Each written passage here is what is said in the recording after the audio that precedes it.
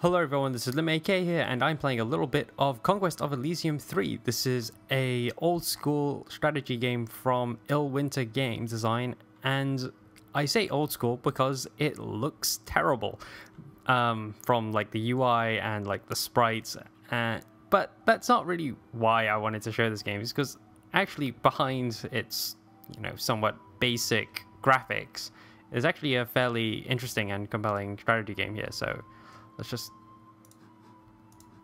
and you can see here, looking, it's all procedural maps, and there are a whole bunch of different classes to choose from, and each one of these is fairly distinct from each other. There are a few that are fairly similar, like Senator and Baron are sort of similar to each other in that you sort of buy units and then go stab things, and you have other classes like Necromancer, which you go around to towns and sort of go raise whole bunches of undead, and that's actually what I'm playing. So actually I've got a lot of games here.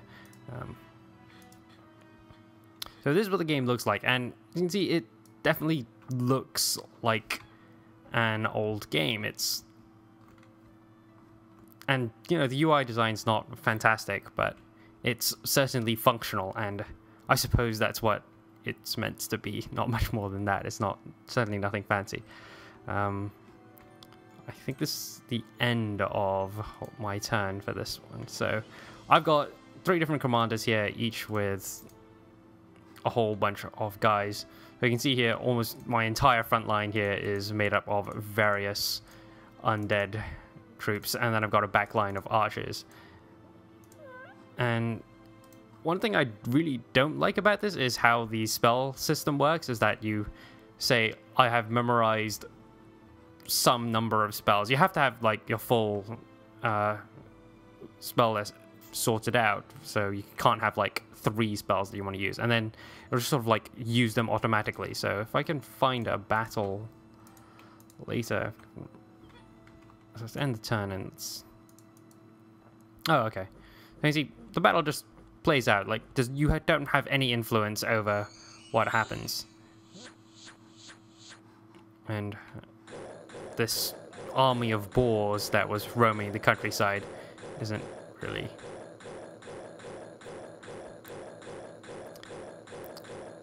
So there's not a huge amount here.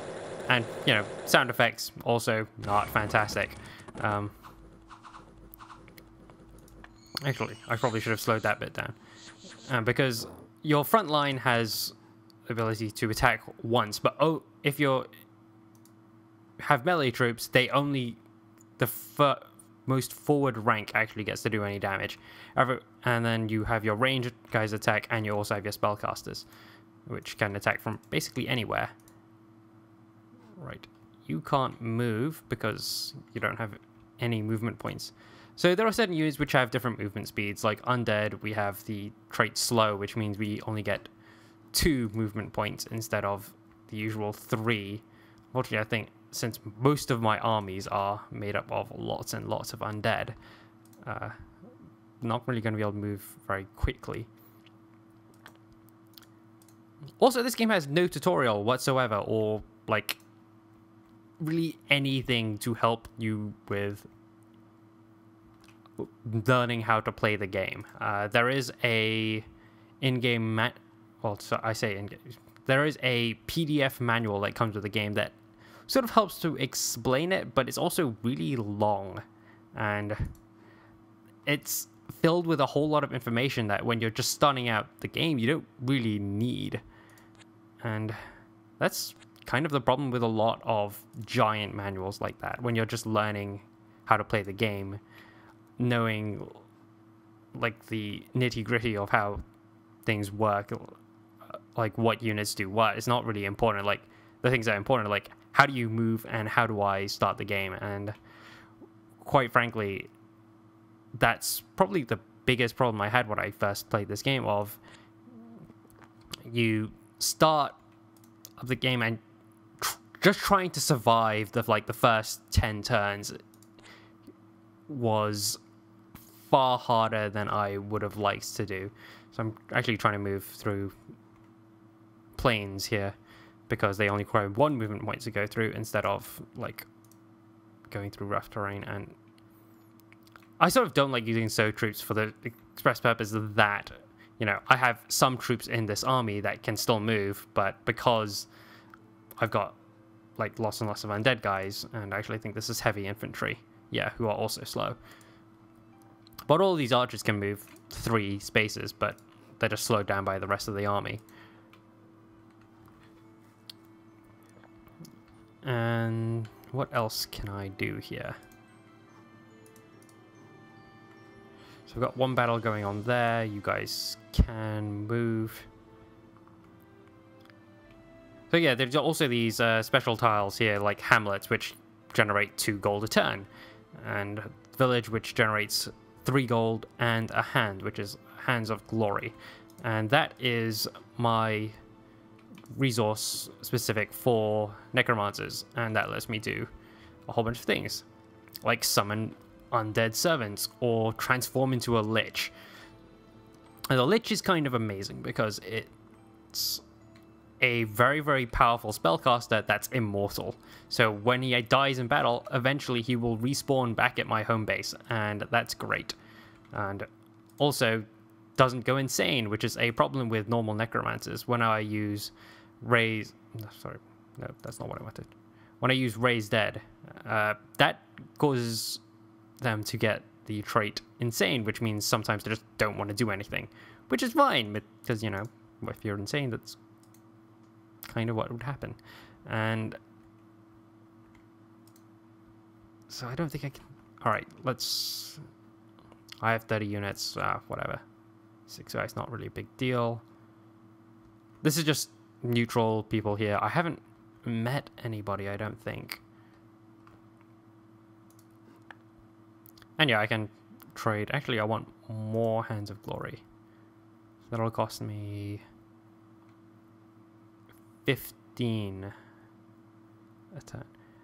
Also, you know, I would like slightly more trading options. Like, I don't want to hurt my economy that badly, but I would like to get, you know, 1 or 2 extra Hands of Glory a turn. Because quite frankly, I would like to make a lich at some point, because then I can just create huge, giant legions of undead. And there's...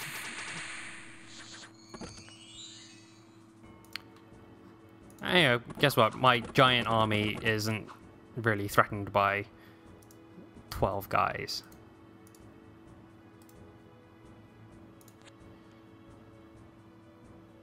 "26 goblins each." Like I said, they're all actually like fairly extensive things, like morale and how fear works, and that you can use some spells to just make half the enemy army just leave the battlefield. You have different armor values, and also you have, you know, different weapons. Actually, that's obviously not a very good example, but you have different weapons. So if he's ranged rank, he will use his bow, and if melee range, he'll use a sword. Diseased. Lower shrink, take every damage until it dies. Great. That sounds awesome.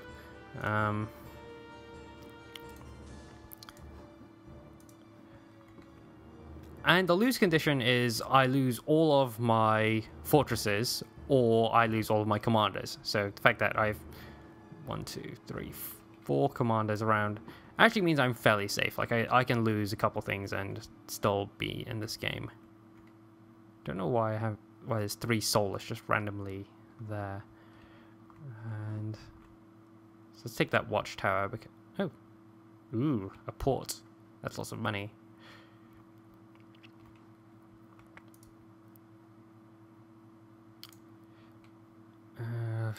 Do I want... let's go there. That places. I sort of want to find an AI enemy instead of like just random sprogs out in the middle of nowhere.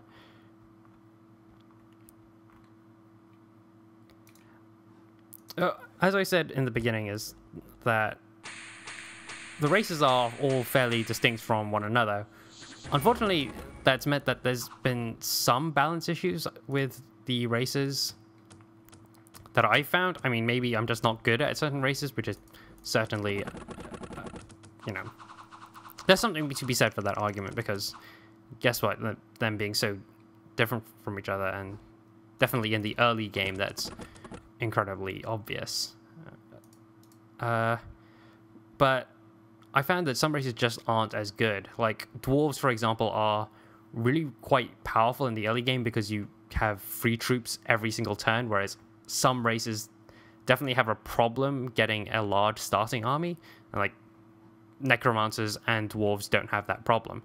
But something that does happen is that dwarves don't really have a good, powerful endgame unit. So demons, which have lots and lots of incredibly powerful units towards the end, can just steamroll in like 100-strong dwarven army and barely take a scratch. And there's not necessarily an obvious way to counter. I probably should have had a look at the enemy army before I did that. Well, I think these guys are dead. That was probably a really bad move. 11, not too worried. And halberdiers are quite powerful, but I've got heavy infantry here, so not too worried. This army here that I sent to die is mostly undead, who are probably fairly damaged, and like 3 archers. Oh, 2 archers and a captain. Death the Lich. Very imaginative name for a lich. Actually, I think that was who I made.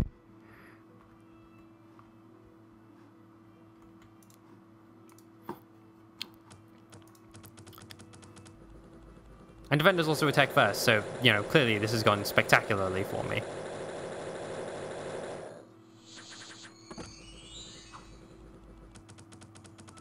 Yep, these guys are very, very dead.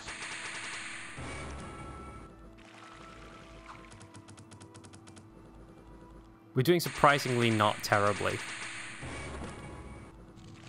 The fact that this guy is summoning like lots and lots of elementals to help out is certainly very helpful. Huh. That's turned out far better than I expected. Pretty heavily damaged army though, so going to need to replenish. And I'm just going to skip this battle. That just like fast forwards it to the end, because quite frankly, it's not much to see. Once a battle goes on, you can't really affect it once it's in progress. So you're just sort of watching it play out and hoping that nothing terrible happens. And that's where the spell system is kind of annoying, because it's just like, if you'd use this one spell, you'd win, but you're being stupid. Let's use... How much insanity do you have? 0. 0 insanity? Huh.